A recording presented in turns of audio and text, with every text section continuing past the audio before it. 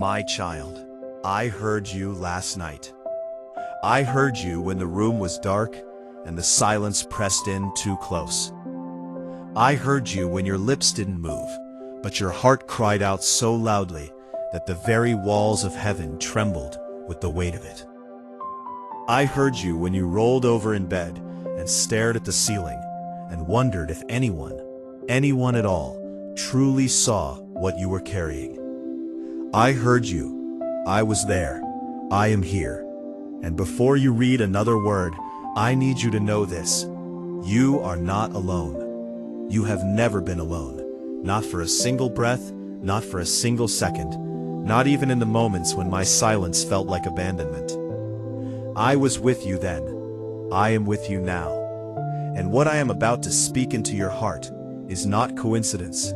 It is an appointment. I know what you have been hiding. I know the smile you put on every morning, the one that takes effort you no longer feel you have. I know the version of you that shows up for everyone else, that says, "I'm fine" when someone asks, that laughs at the right moments and nods at the right times, and then comes home and closes the door and finally lets the mask fall. I see that person too, who stands in the shower and lets the water drown out the sound of tears. I see the one who picks up the phone to call someone and then puts it down again because you don't know how to explain what you're feeling, and maybe you're not sure you deserve to take up someone else's time with your pain. I see the one who lies awake at 2 in the morning when the world is quiet and your mind is anything but, replaying conversations, rehearsing fears, cataloging failures, wondering where things went wrong and if they will ever go right again. I see all of that, and I love every version of you, the broken one, the struggling one, the one who is barely holding on. I love you not because of what you've accomplished or how put together your life looks from the outside.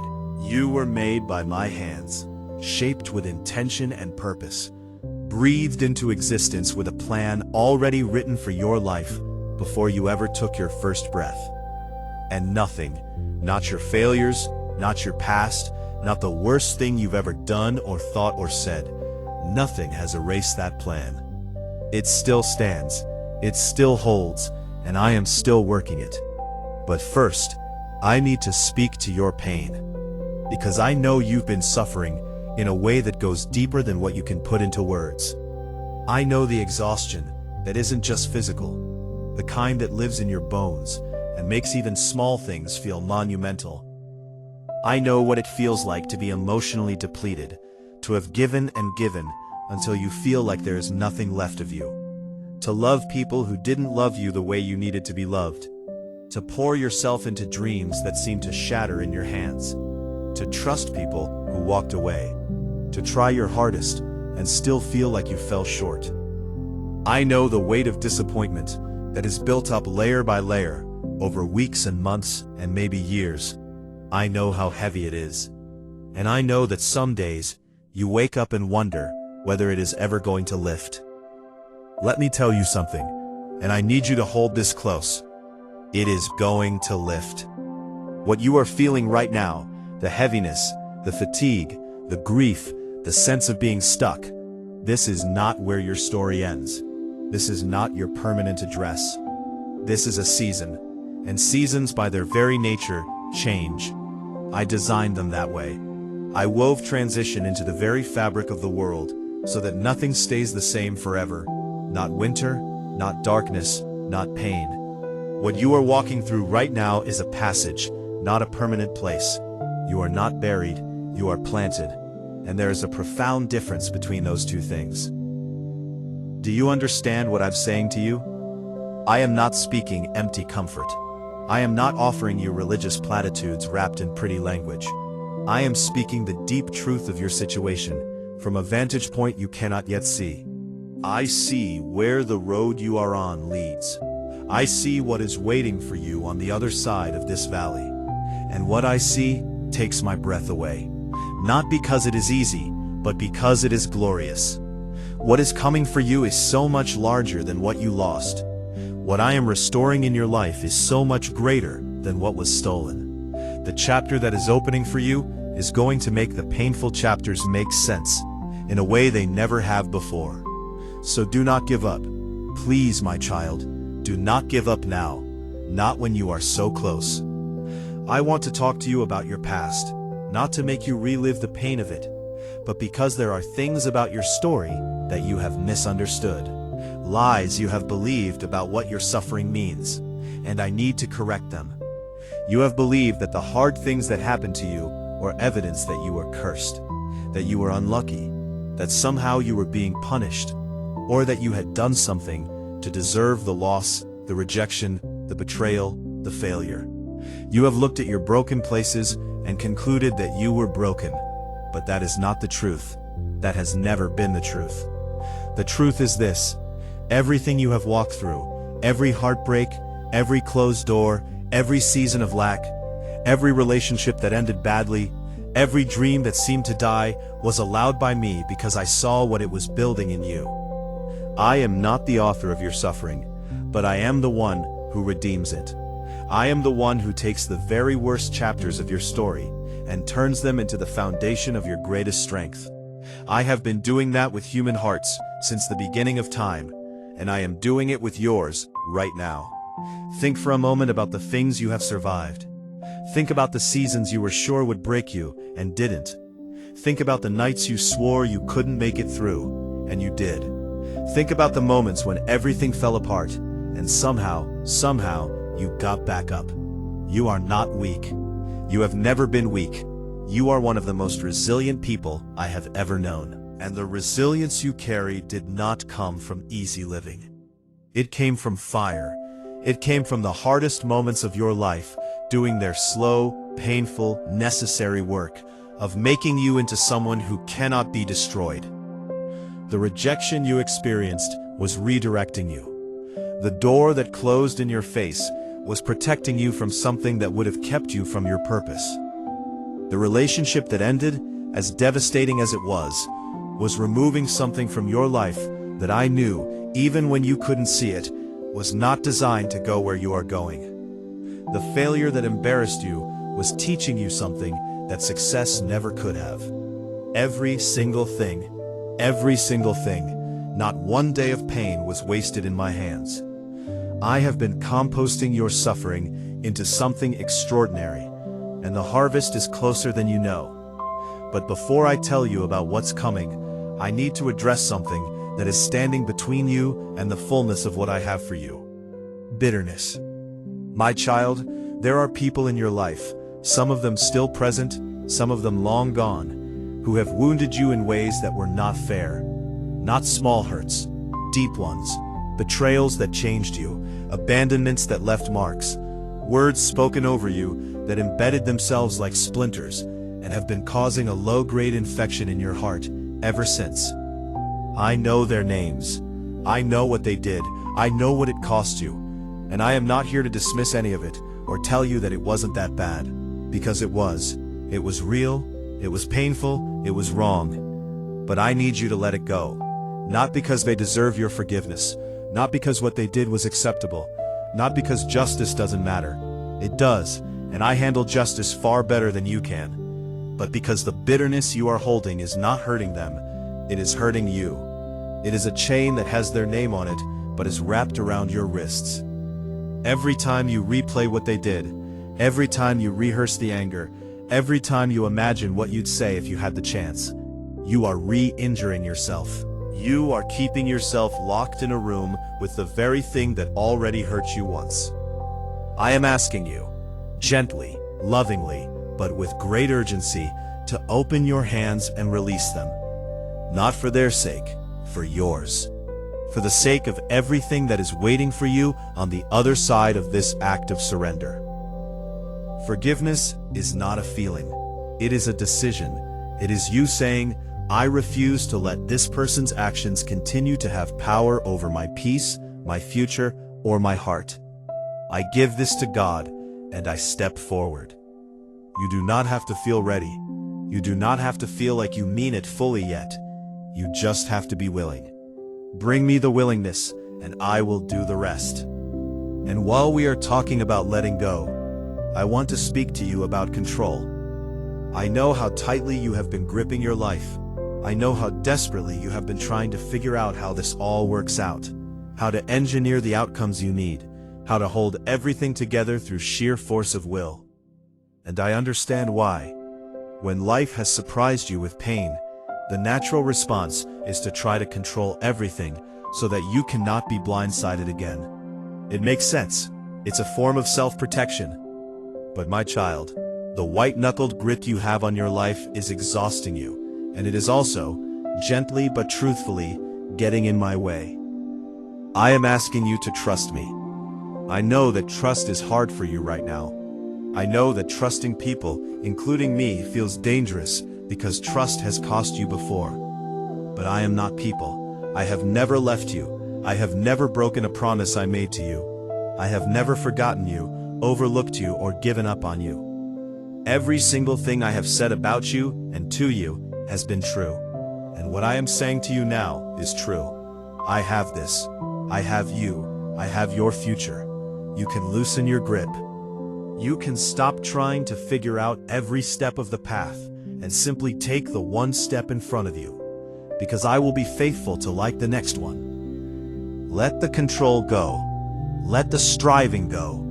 Let the anxious planning and the midnight calculations and the desperate attempts to force things to work go. Come to me with open hands. Tell me you trust me even when you're not sure that you do.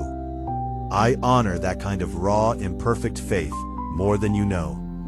Now let me speak to the voice inside you. You know the one, the voice that tells you that you're not enough, that you've missed your chance, that other people deserve good things, but you're somehow the exception to grace.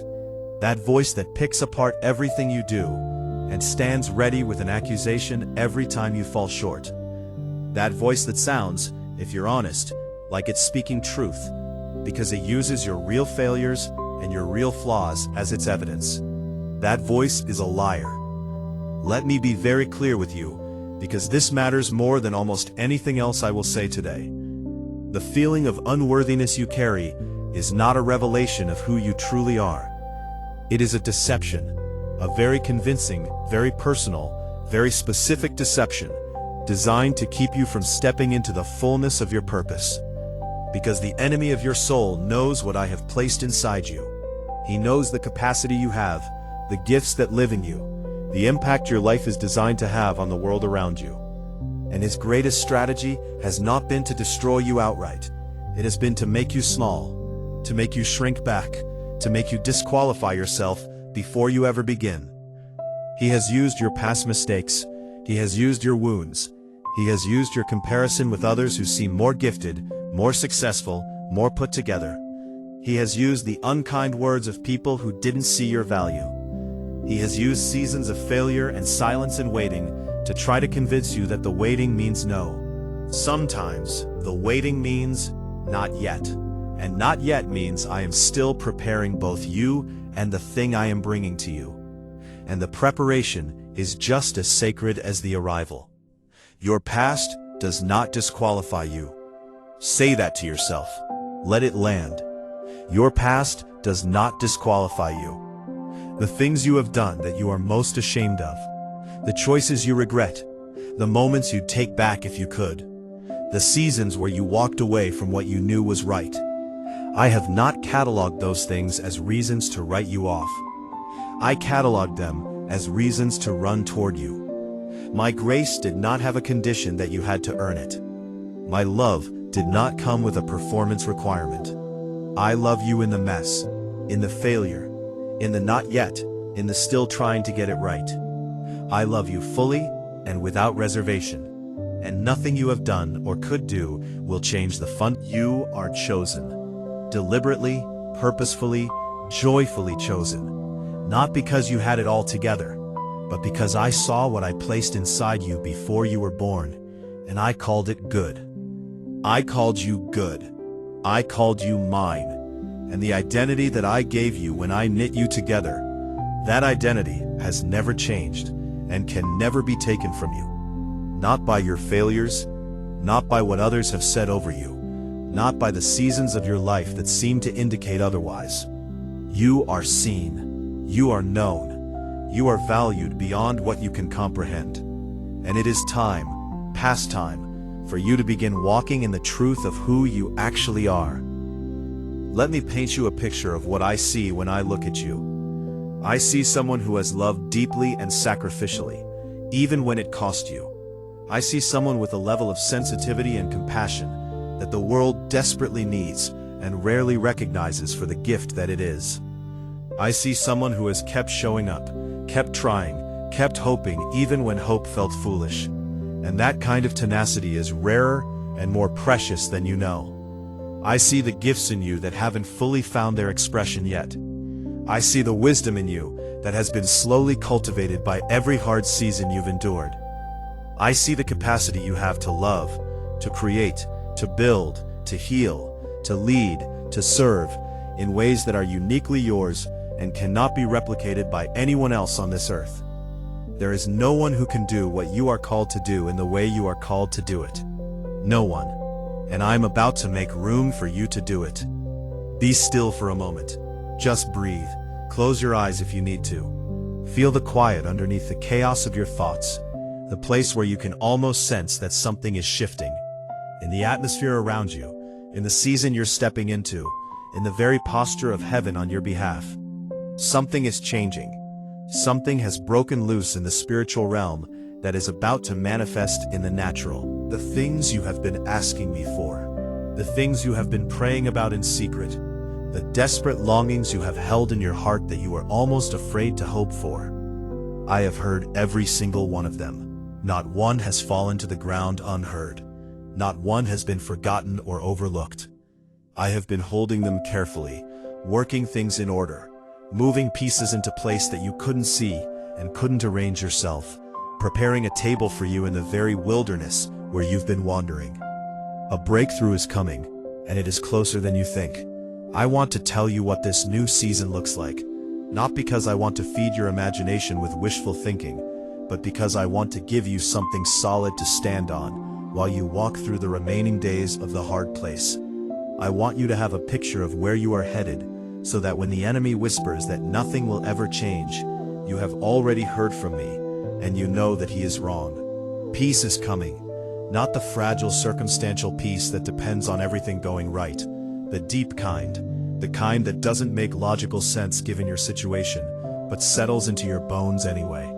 The kind that lets you sleep at night even when the problems haven't been solved yet. The kind that makes people around you ask what has changed, because something in your countenance is different.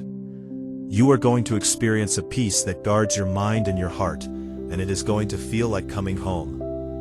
Healing is coming. In your body where you have carried tension and illness and the physical weight of prolonged stress. In your mind where anxiety has held territory for too long. In your heart, where grief and disappointment have left wounds that haven't fully closed. I am the one who heals, and I do not heal half-heartedly. I do not patch, I restore. I do not cover over damage, I regenerate. What I heal completely. What I restore with interest. Get ready to feel like yourself again. Get ready to laugh in a way that comes from somewhere deep and real. Get ready to wake up one morning and notice that the dread that has been greeting you at the edge of consciousness every day for months isn't there anymore. Relationships are coming, the right ones. Some of the painful relationship losses of your recent past were me clearing the ground so that what I am bringing can take root without competition. I am going to connect you with people who are actually for you, not just in words, but in their actions, in their faithfulness, in the way they show up for you consistently over time. People who see you and celebrate you and challenge you and stay. People whose presence in your life will feel like an exhale, like you can finally stop performing and just be. I am also going to restore some relationships that you thought were beyond repair. Some conversations that seemed impossible are going to happen. Some bridges that looked burned are going to be rebuilt. Not all of them. I am selective about what I restore and what I allow to remain finished. But some that matter deeply to you, some that you have privately grieved, watch and see what I do. Provision is coming. Abundance is coming. I know the financial strain you have been under. I know the prayers you have prayed over bills and needs that felt impossible to meet. I know the embarrassment of lack and the anxiety of not enough. I have not been indifferent to your material needs. I am aware of every specific thing you require, and I am about to move in practical, concrete, undeniable ways that will make clear to you that I see your situation and I am responding to it. Some of what is coming will come through open doors that have been closed until now. Opportunities, ideas, connections. Some will come in ways that have no rational explanation, the kind of provision that forces you to trace it back to a source that has to be divine. Some will come through the harvest of things you planted in faith a long time ago when you were not sure it was making a difference. It was. It always was. And purpose. Oh, my child, purpose is coming into focus in a way that is going to make you feel more alive than you have in years. You were not made to merely survive. You were not created to go through the motions of a half-lived life, showing up and going through the routines without any sense of meaning or direction or fire. You were made to burn with a specific calling that only you can carry. And I am going to reignite that fire in you. I am going to clarify the calling that has felt blurry or distant or lost. I am going to open doors that make use of your specific gifts in ways that excite you and fuel you. You are going to step into assignments that feel tailor-made, because they are. Because I made you first and then crafted the purpose to match what I put in you.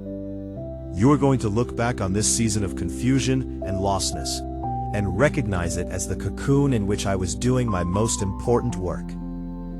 But I want to pause here, because even as I tell you all of this, I know there is a part of you that wants to believe it and is afraid to. There is a part of you that has hoped before and been disappointed, that has held on before and had things fall apart anyway, that has trusted before and been hurt by that trust. And that part of you is asking right now, but what if this time is like all the other times? What if I hope again and it doesn't come to pass? What if I let myself feel again and I get broken again? I hear that. I honor that fear. It didn't come from nowhere. It came from real experience, real pain. And I am not going to dismiss it or tell you to just have more faith as though that's simple. Instead, I am going to ask you to do something smaller. Something that doesn't require you to have everything figured out or to feel completely certain. I am asking you to take one step, not the whole staircase. One step, one small movement in the direction of trust. One moment of saying, I don't know exactly how this works, but I'm going to lean into what I heard today instead of into the fear. That one step is enough. I can work with that. I want to talk to you about time, because I know that the waiting has been one of the hardest parts. When you are in pain and the breakthrough doesn't come quickly, time becomes your enemy. Every day that passes without change feels like evidence that change isn't coming. Every month that turns over on the calendar without the thing you've prayed for can feel like a quiet verdict against you. But time in my hands is not what it looks like in yours. What seems like delay from your perspective is often alignment from mine. I am not just answering your prayer. I am orchestrating the answer. I am moving people and circumstances and timing in ways that require precision.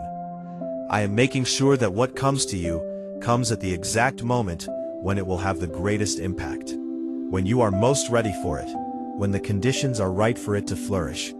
A seed planted in soil that isn't ready won't thrive. The farmer doesn't plant in wrong season just because the seed is eager. He waits. And when the season turns, everything happens at once and it is breathtaking.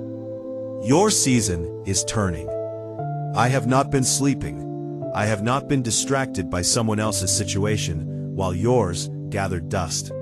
Every moment of this waiting period has had activity beneath the surface that you couldn't see. Roots going deeper, foundations being laid, things being arranged. What is coming is not only worth the wait, it could not have come any sooner without something essential being missing. The timing is right now. The timing is turning. And when it arrives, and it will arrive, you will understand in a flash of clarity why it had to happen this way.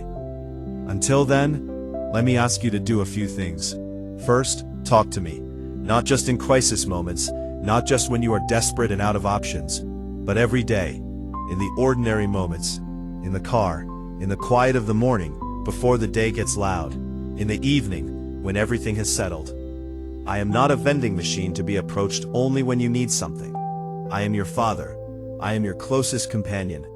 I want to know your thoughts, your joys, your frustrations, your small daily experiences, not just your big prayers. I delight in you. I actually delight in you. The way a parent lights up when their child walks into the room, that is how I feel when you turn toward me. Come to me simply. Don't feel like you need the right words or the right posture or the perfect spiritual condition. Just come. Second, begin to speak differently about your life. The words you use to describe your situation have more power than you realize. When you constantly rehearse the narrative of how hard things are, how stuck you are, how nothing ever works out, how you always end up in the same place, you are not just venting, you are reinforcing a framework that makes it harder to step into what I have for you. I am not asking you to be dishonest about your struggles, or to pretend things are fine when they aren't. But I am inviting you to begin adding to the truth of your hard situation the larger truth of my faithfulness. To begin saying, yes, this has been hard, and God is moving. Yes, I am tired, and I believe a breakthrough is near. Yes, I have been through a lot, and none of it was wasted, and something good is coming. This is not denial. This is declaration. And declaration has always been how my people partner with me in what I am doing. Third, be gentle with yourself. You are so hard on yourself, my child. The standard you hold yourself to is one that no human being could meet. And the harshness with which you treat your own failures is not something I ask of you or approve of. I am gentle with you. I look at you with kindness, even when you disappoint yourself. I do not crush what is already bruised. I do not snuff out what is already struggling to burn. I handle your tender places with great care, and I am inviting you to begin practicing even a fraction of that same gentleness toward yourself. You are allowed to be a work in progress. You are allowed to not have it all figured out. You are allowed to get it wrong sometimes and try again. You are human. I made you human, with full knowledge of what that means, and I called it good. Fourth, let people in. I know that isolation has felt safer. After being hurt, walls feel like wisdom, but the life I designed for you is not a solitary one. You were made for community. Real, honest, vulnerable community, where people know the real you and choose to stay. I have people prepared for you who will be safe to be known by. Take the risk. Say the true thing. Let someone in past the performance. It will not always go perfectly.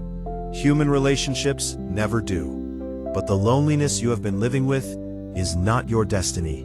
And the walls that feel like protection are also keeping out the love that I am trying to deliver to you through the hands and hearts of other people. And fifth, hold on to hope. Not because hoping is easy, not because you can guarantee the outcome, but because hope is an act of trust in me, and trust in me is never foolish. I am trustworthy. My track record in human history and in your own life, when you look closely enough, is one of faithfulness. I have always, in the end, come through. I have always made a way where there was no way. I have always brought light into darkness, life into dead places, beauty from ashes. Always. That is who I am, that is what I do, and I am not about to make you the exception. My child, I want you to hear this next part like I am sitting right next to you, close enough that you can feel the warmth of it. Not for your achievements, not for the things you've gotten right, or the ways you've impressed people, or the milestones you've hit. I am proud of you for still being here, for still believing, even when the belief is thin and threadbare and mixed with doubt, for still praying, even when the prayers have felt like they were bouncing off the ceiling, for still getting up, day after day, even when getting up is the hardest thing you've ever done, for still holding on to some small flicker of hope that things can be different, even when everything around you has told you to give that up. That is not weakness. That is extraordinary courage, and I see it. I honor it. I am moved by it. You have been in the deep water for a long time. You have been swimming hard, and you are tired, and you have wondered more than once whether you can make it to shore. But I need you to look up. Look up and see that the shore is closer than you think. The swimming has not been in vain. Every stroke has brought you forward, even on the days when you couldn't feel any forward motion at all. You are not as far from shore as your exhaustion tells you, and you are not swimming alone. I am in the water with you. My hand is under you. I have been holding you up on the days when you didn't even know you needed holding. I want to tell you something about the people who walked away from you. The ones who chose someone else. The ones who stopped showing up. The ones who promised to stay and didn't. The ones who had every opportunity to love you well and chose not to. I know the specific losses you're thinking of right now. I know the names. I know the empty spaces they left. And I want you to know something that is true about every single one of those departures. None of them got to take your worth with them when they left. Your value was not deposited in them and withdrawn when they walked away. You are not worth less because someone did not recognize what you were worth. You are not diminished by other people's inability or unwillingness to see you clearly. The person who didn't choose you was not a verdict on your worth. They were a mismatch with your destiny. I removed them from your path not to punish you, but to protect the space that belongs to someone else. Someone who can actually go where you are going, who can actually celebrate who you are, who can actually partner with what I have placed in you, rather than competing with it or minimizing it. What felt like loss was actually navigation. What felt like rejection was actually redirection. And what feels like an empty space right now is actually being prepared for something, someone, far better suited to your life. I know some of you are carrying grief that you haven't named yet. A kind of mourning for the life you thought you'd have by now. For the milestones that haven't happened on the timeline you expected. For the version of yourself you thought you'd be at this point. You are grieving a future you had planned that didn't materialize. And that grief is real. And I am not asking you to pretend it isn't. But I want to invite you into something. What if the life I have planned for you is better than the one you lost? Not just different, not just acceptable. Actually better, in ways that are going to take your breath away. What if the delays and detours of your story were not sabotage but setup? What if the plan I have for you is so much bigger than the plan you made for yourself, that if you could see it right now, you would understand in an instant why things had to unfold the way they did. I am asking you to loosen your grip on the version of your story that you thought you were writing, and trust me with the pen. Because here is what I know. The best chapters of your life have not been written yet. What you have experienced so far, the highs and the lows and everything in between, is not the summit of your story. It is the middle. And the best part is coming.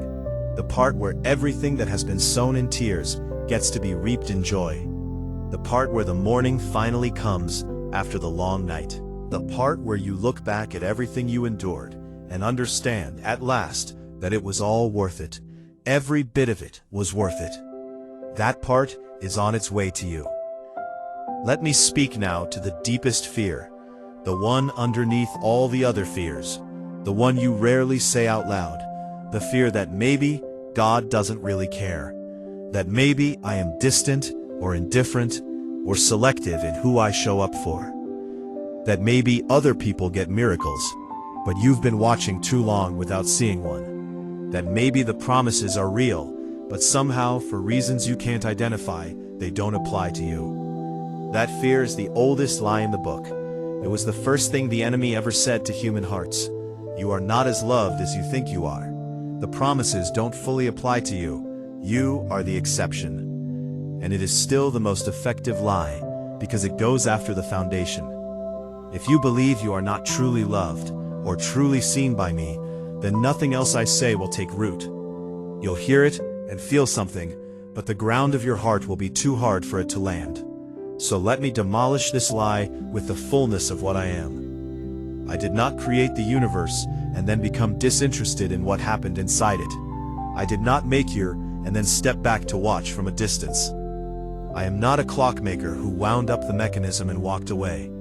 I am a father who is intimately, actively, constantly involved in the details of your life. The number of hairs on your head is not a metaphor. It is a statement of the specificity of my attention toward you. I know your name. I know your story. I know every prayer you have prayed, and every tear you have cried, and every hope you have carried quietly, and every fear you have felt in the darkest part of the night. I know all of it, and I have not been passive about any of it. I have been working on your behalf in ways that are simply invisible to you right now.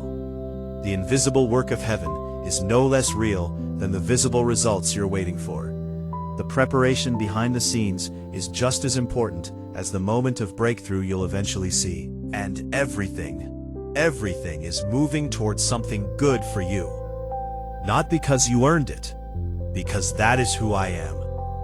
I am a God who works all things together for good. Not some things, not only the easy things, all things, including the things that felt like they were working against you.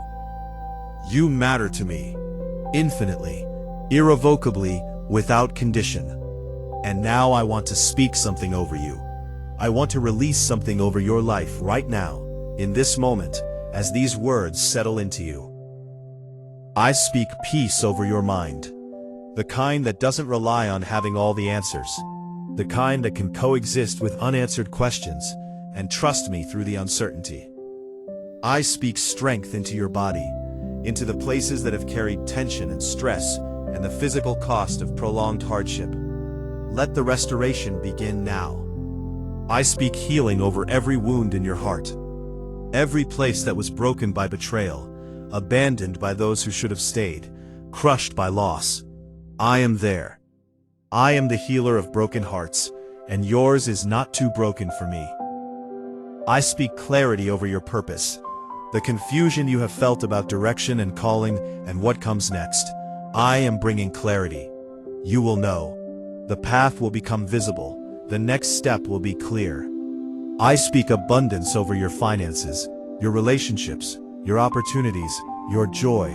The season of lack and scarcity is ending. The season of overflow is beginning. I speak identity over you. You are loved.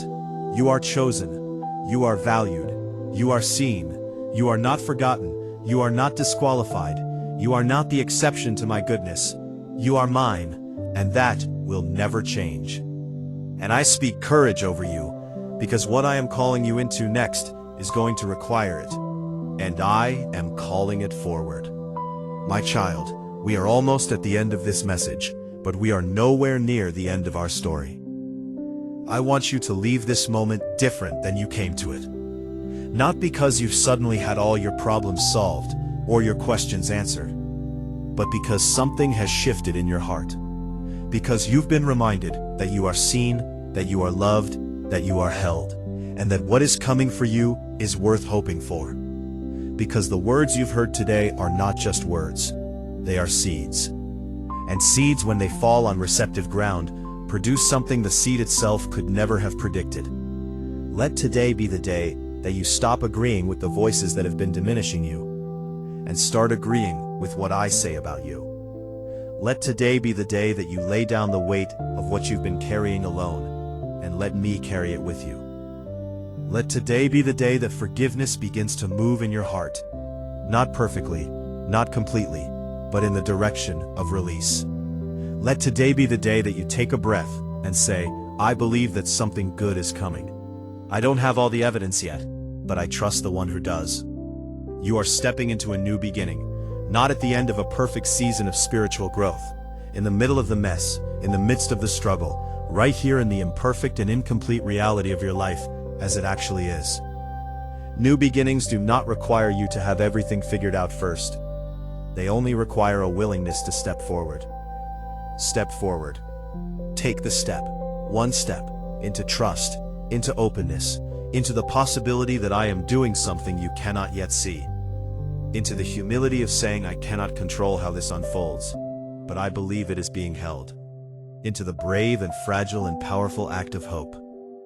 I am with you, every moment, every breath, every step. You are not alone in the dark. You are not abandoned in the struggle. You are not forgotten in the waiting. You are not cursed by the losses. You are not limited by what has come before. You are loved by the God who spoke the stars into existence and knows your name. You are protected by hands that were pierced for your healing. You are guided by a voice that has always been leading you, even when you couldn't hear it. You are headed somewhere extraordinary, and you are going to make it. I promise you, my child, you are going to make it. With all the love in heaven and earth, Jesus.